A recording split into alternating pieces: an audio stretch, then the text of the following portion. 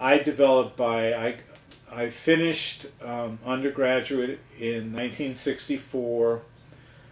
I started graduate school in Madison in anthropology. But then I found out that the reality of graduate work in anthropology took me too far for too long away from the things I was really interested in. And having to do with genetics and physical anthropology, and also that I had a kind of a romantic view of what I'd be able to do. And so I got involved in union organizing in Madison, working with the Teamsters, trying to organize a Coca-Cola distributorship in Madison. It was a campaign that we had there for about a year. We, meaning people around the Socialist Club and some off-campus radicals and so forth. And that experience led me away from academia for a while. And I left Madison, moved to San Francisco, and bounced around a couple of make-do jobs, and decided by 1965, 66 that I wanted to get into journalism. I had been doing some writing. I'd written for the campus paper in Madison, and I had talent, I had interest, and I thought of giving it a whirl by writing for the left press. And what was available to me in San Francisco was the People's World, which, though it was not truly a house organ of the Communist Party the way the Daily Worker was in New York. But most important, even though the party had tremendous influence over that paper, was that the core staff of the People's World were some of the foremost labor and left journalists of their time, Al Richmond and Steve Murdoch. And so I got to work with them for a couple of years.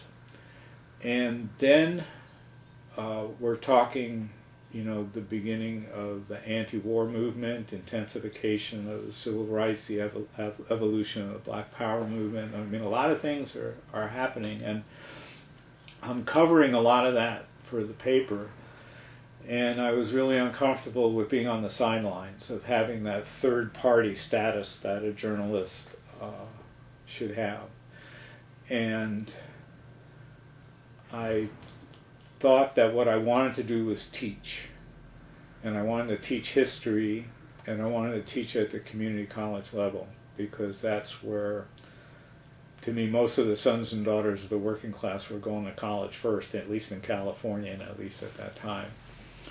So I got into graduate school at Cal in Berkeley in the MA program. I was not going to go for a PhD. So that was in the fall of 1968.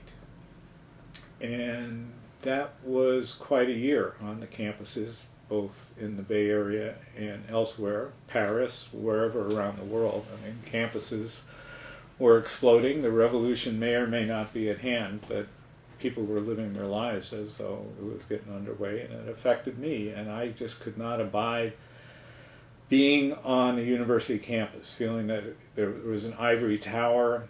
I was getting involved in off-campus extra-legal politics that were coming back to bite me when certain professors found out about them and stuff. And which I should mention, it's not that it's a secret. I mean, one had to do with obstructing the selective service system, the draft, by any means necessary. And the other was supporting the right of African Americans to carry arms for self-defense, the Black Panther Party for self-defense. And my interest was wandering away from things academic, and certain promises or commitments of support were withdrawn from me in the academic community.